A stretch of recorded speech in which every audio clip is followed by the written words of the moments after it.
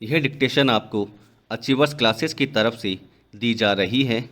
आपकी डिक्टेशन अगले 3 सेकंड में शुरू होगी। 3, 2, 1 स्टार्ट।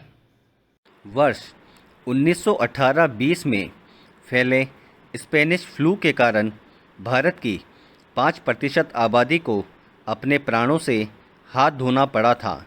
इसका कारण तो हमने बहुत ही सरलता से देश की गुलामी और औपनिवेशिक सरकार द्वारा स्वास्थ्य सेवाओं की सतत उपेक्षा और उदासीनता में तलाश लिया।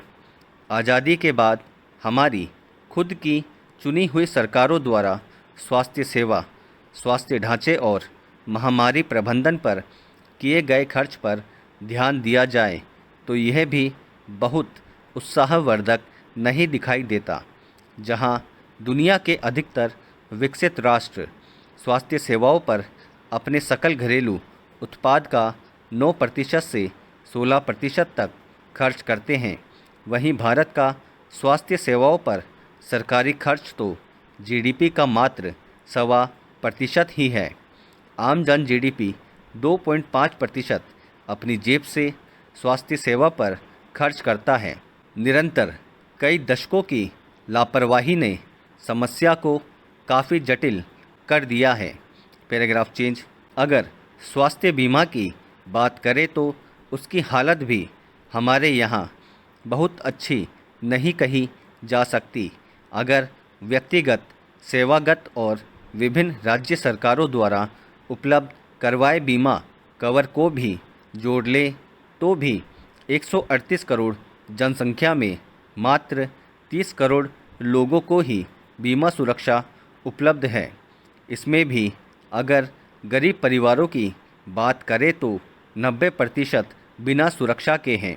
इसे विडंबना नहीं तो और क्या कहेंगे कि जिस देश की कई पौराणिक कथाओं की शुरुआत ही समुद्र मंथन के अमृत कलश लेकर निकले धन्वंतरि से होती है, उस देश के अधिकांश पंचायत मुख्यालय आज़ादी के 70 साल बाद भी धन्वंतरि का इंतज़ार ही कर रहे हैं। आखिरकार इसके लिए जिम्मेदार कौन है? Paragraph change. अगर इसका गंभीरता से परीक्षण किया जाए तो इसके लिए निस्संदेह हमारा संवेदनहीन नेतृत्व ही जिम्मेदार है, जो गरीबी उन्मूलन, सामाजिक न्याय, दलितों द्वार या विभिन्न लोक लुभावन नारों के साथ सत्ता में तो आ जाता है, किंतु सत्तारूढ़ होते ही स्वास्थ्य शिक्षा जैसी बुनियादी सहूलियतों की जगह बजट का रुख वोट बैंक को सुदृढ़ करने की तरफ मोड़ देता है। Paragraph change. आज ज़रूरत इस बात की है कि सरकारें अपनी प्राथमिकताओं को कल्याणकारी राज्य की अवधारणा के अनुरूप पुनर्परिभाषित करें। सरकारें स्वास्थ्य और स्वास्थ्य शिक्षा को अपनी आयोजना के केंद्र में उसी प्रकार लाने की चेष्टा करें जिस प्रकार प्रथम पंचवर्षीय योजना में कृषि और दूसरी पंचवर्षीय योजना में आधारभूत उद्योग आयोजना के केंद्र में थे। इसकी शुरुआत स्वास्थ्य खर्च एवं सुनिश्चित अधिनियम बनाकर भी की जा सकती है, जो राज्य और केंद्र सरकार पर स्वास्थ्य सेवाओं और उसके बुनियादी ढांचे पर सकल घरेलू उत्पाद का 6% खर्च करने की नैतिक बाध्यकारिता का उपबंध करती हो। साथ ही इस धन से भारत में इंग्लैंड की तर्ज पर नेशनल हेल्थ सर्विस जैसी योजना शुरू हो जाए, जो हर भारतीय को निःशुल्क स्वास्थ्य सेवा की गारंटी उपलब्ध करवाएं। Paragraph change. आप यकीन मानिए, स्वास्थ्य सेवाओं पर किया गया निवेश देश की अर्थव्यवस्था पर भार नहीं डालेगा। जितना पैसा इस मद पर खर्च होगा, उसके अनुपात में हमारी वर्कफोर्स के स्वस्थ कार्य दिवसों में बढ़ोतरी हो जाएगी। न केवल खर्च की भरपाई होगी, बल्कि जीडीपी में बढ़ोतरी भी होगी। इसके अलावा देश की एक बड़ी आबादी जो गरीबी रेखा की सीमा पर खड़ी है। हर साल इलाज पर किए खर्च के कारण गरीबी रेखा से नीचे चली जाती है। ऐसे लोगों को वापस गरीबी रेखा से ऊपर लाने पर जो अरबों रुपए खर्च किए जाते हैं, स्वास्थ्य गारंटी अधिनियम के चलते इस खर्च को भी बचाया जा सकेगा। इस धन को भी स्वास्थ्य सेवा में निवेश किया जा सकता है। Paragraph change. जंगल की ज़मीन से कोई समझौता नहीं किया जा सकता। यह कहते हुए देश की शीर्ष अदालत जब अरावली वन क्षेत्र में बने 10,000 मकानों को ढहाने के निर्देश देती है तो लुप्त होती हरियाली को संजीवनी मिलने की दिशा में उम्मीद की किरण नज़र आती है। सुप्रीम कोर्ट ने हरियाणा सरकार और फरीदाबाद नगर निगम को खोरी गांव में वन क्षेत्र में अतिक्रमण कर बने इन मकानों को 6 सप्ताह के भीतर हटाने के निर्देश दिए हैं। फरीदाबाद तो कोरी बानगी भर है। देश भर में शहरी व ग्रामीण इलाकों में वन भूमि पर अतिक्रमण के हजारों उदाहरण देखने को मिल जाएंगे, वे भी जहां अदालत के निर्देशों की अनदेखी कर अतिक्रमी काबिज है। Paragraph change. कहीं वन भूमि में आबादी पसर गई है तो कहीं नियमों को ताक पर रखकर उद्योग धंधे तक खड़े करने की अनुमति दे दी गई है।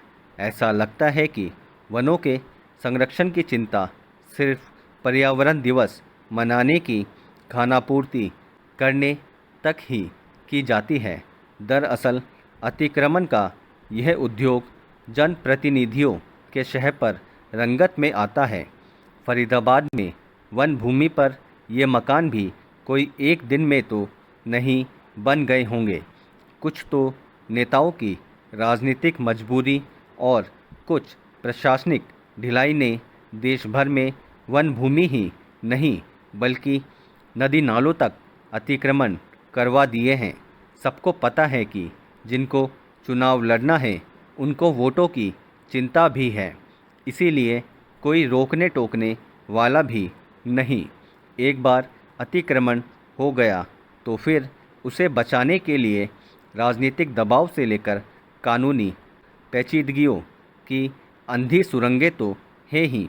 कभी कभार विरोध हुआ तो अतिक्रमण हटाओ अभियान भी 4 कदम चलकर फुस हो जाते हैं और फिर नेता खुद अतिक्रमण करने की नसीहत देने लग जाएं तो फिर दूसरों की क्या कहें। अतिक्रमण की दुष्प्रवृत्ति पर काबू करने में जिम्मेदारों की विफलता कई सवाल खड़ी करती हैं। सरकारें ही अपने स्वार्थ पूरे करने के लिए कानून कायदों में भी गलियां निकालते हुए गलत को सही साबित करने में जुट जाती हैं। सरकारें खुद जब अतिक्रमण के खेल में शामिल होती नज़र आए तो फिर कोर्ट का डंडा ही इन्हें आईना दिखाता नज़र आता है। Paragraph change. देश की शीर्ष अदालत ने फरीदाबाद में मकान हटाने की कार्रवाई के दौरान पुख्ता पुलिस बंदोबस्त करने के भी निर्देश दिए हैं। देखा जाए तो अवैध निर्माण व अतिक्रमण दोनों ही ऐसी समस्याएं हैं जिनकी वजह से सब जगह विकास बाधित हो रहा है।